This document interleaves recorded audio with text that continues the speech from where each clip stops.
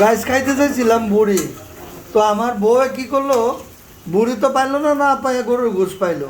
এই গরুর গোশটা খাইতে এরকম বুড়ি বানাইছে, তার মাথায় কত বুদ্ধি চিন্তা করেন। এরই বলে মেডির নেত্রকোনা। এই দেখেন, এটার সাথে ছোট ছোট করে আলু কেটে দিচ্ছে, অর্থাৎ 250 গ্রাম মাংসরে কাইটা সে বুড়ি বানাইছে। 250 গ্রামও না, আরো হ্যাঁ কম।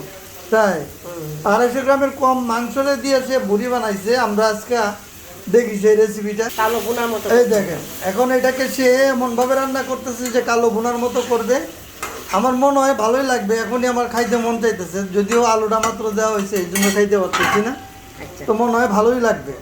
অসাধারণ রেসিপি। কি অবস্থা? ওয়াও মাশাআল্লাহ ভাই, দেখেন এই যে 250 গ্রাম গরুর মাংস দিয়ে এই যে বুড়ি, 250 গ্রাম, 4টা মাংসের টুকরা। 4টা মাংসের টুকরা। হ্যাঁ।